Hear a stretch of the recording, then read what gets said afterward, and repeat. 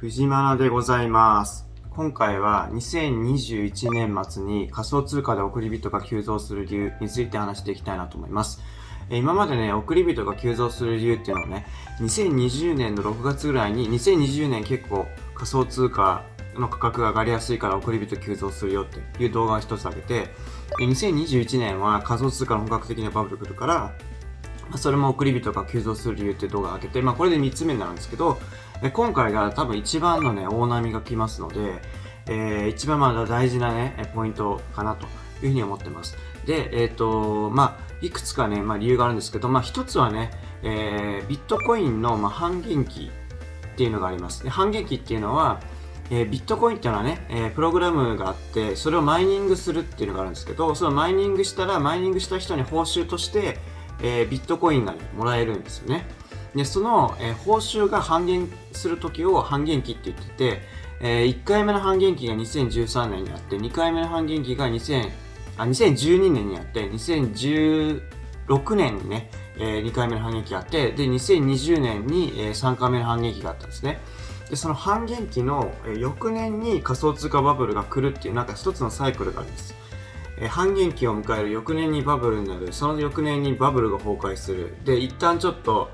レンジ相場になって、また半減期が来て、で、またバブルが来てっていうのを、そういうサイクルになってるんですよね。だからそのサイクルを、理解してる人は、あらかじめね、2020年ぐらいにから、上げ始めて、2021年に本格的なバブルが来て、2022年はバブルが崩壊するっていうね、そういうシナリオを見ていた人が多いと思います。で、僕もね、そういう予想を立ててたし、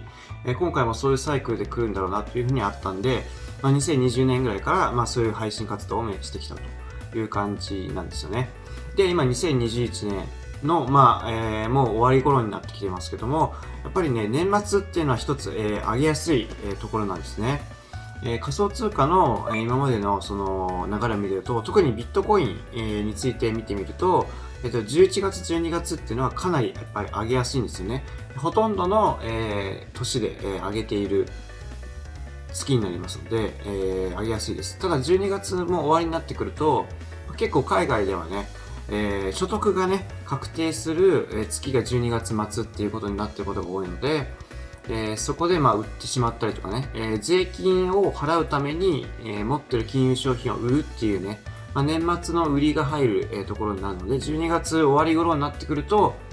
下げやすくなるみたいなところがあります。で、実際2017年の、バブルの時も、12月の中旬ぐらいにビットコインのバブルが弾けて、で、その1ヶ月後ぐらいにアルトコインのバブルが来て、1月に弾ける。2018年1月に弾けるという流れになっているので、今回もね、同じような時系列になる可能性がね、結構あると思ってます。で、そういうことになると、2021年、じゃあ12月くらいにビットコイン天井をつけて、2022年の1月に、アルトコインが、遅れて上がってきて、1月か2月ぐらいに、アルトコインのバブルも崩壊して、完全に仮想通貨バブルが崩壊するみたいなね、そういう流れになる可能性があります。で、まだね、これ取ってる段階では、今ビットコインは、600万円台を推移してますので、なんとかね、今、史上最高値をね、最近更新したばかりの時期にこれ取ってるんですけど、更新したばかりなので、なおさらね、今ぐらいから仕込んでる人は結構その大波ね、本格的なバブルに乗れるんじゃないかなと思ってます。っていうのも、今まで過去、ビットコインが史上最高値を更新した後に猛烈な上昇してるんですよね。例えば2013年のチャートがこれなんですけど、当時ね、25,000円ぐらいですね。ドルで言うと220ドルぐらいの時に、史上最高値だったんです。2012年の高値がそれぐらいで、2013年に超えていった。で、その後に猛烈な上昇を続けていて、12万5千円ぐらいの値段でつけたんですね。で、2017年も同じようになってて、その、12万5千円ぐらいの最高値をなかなかね、数年超えられなかったんですけど、それを超えてから一気に240万ぐらいまで跳ねました。ドルで言うと、2万2000ドルぐらいですね。そんな感じになるので、なりやすいと。史上最高値更新した後に猛烈な上昇しやすいっていう、傾向があるので、今年も、最近ね、10月、2020年の、2021年の10月に史上最高値をね、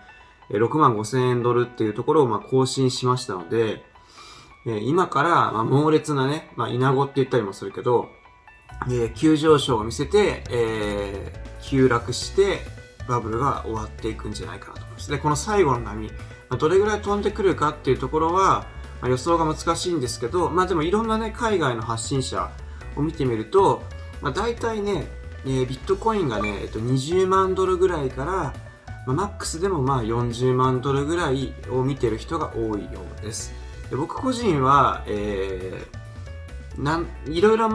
析した結果、僕はね、$22万ぐらいかなっていう感じで思ってるんですけど、日本円でいくと、2400万とか2500万ぐらい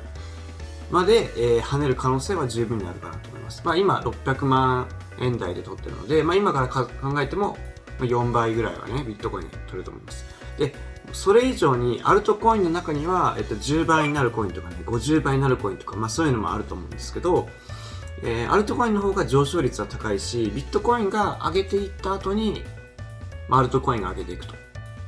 いう流れになると思うんですよね。だからまずはビットコインの大波に乗って、で、ビットコインを利確したら、今度アルトコインの上昇に乗るっていうのが一番賢いかなと思います。で、多少その投資に慣れてて、トレードも、そこそこできるっていう人は、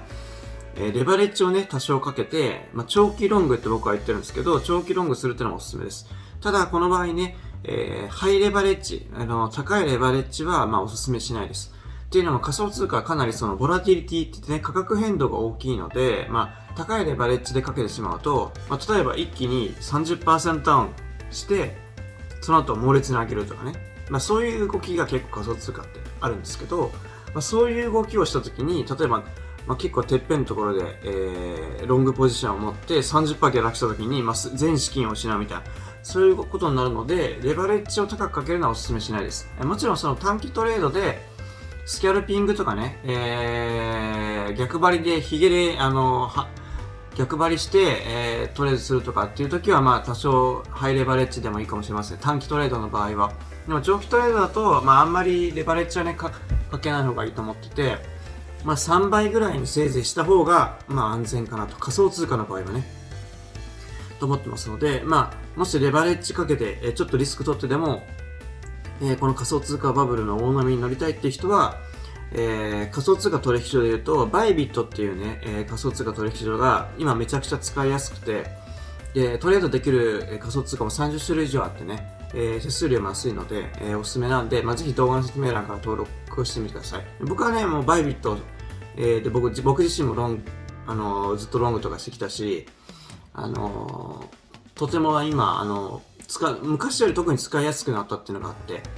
おすすめしているので、バイビットって僕もうるさいと思ってる視聴者さんもいるかもしれませんけど、現物派だった人が、レバレッジかけてトレードしたいっていう人はね、ぜひね、動画説明欄のバイビットから、ロングしてみてください。またね、バイビットの使い方とか、入金方法とか、そういう動画はね、ちょっと撮っていこうかなと思います。ということで、今回は、仮想通貨で2021年末、送り人が、急増する理由ということを話してきました。今日の動画役に立たない方はぜひね、チャンネル登録とグッドボタンお願いします。そして動画説明欄にね、僕がお勧めしている他の仮想通貨取引所も紹介しておりますので、ぜひ見てみてください。最後までご視聴ありがとうございました。藤原でした。また明日。この動画の説明欄またはこちらの QR コードにある私の LINE 公式アカウントでは、株や仮想通貨、そしてお金に関するお得な情報を見つけたら配信しておりますので、ぜひ友達申請をしてみてください。そして、Twitter や Instagram についても、やっておりますので、この説明欄のリンクからフォローしてみてください。チャンネル登録はこちらから、そしておすすめ動画はこちらです。最後までご視聴ありがとうございました。藤原でした。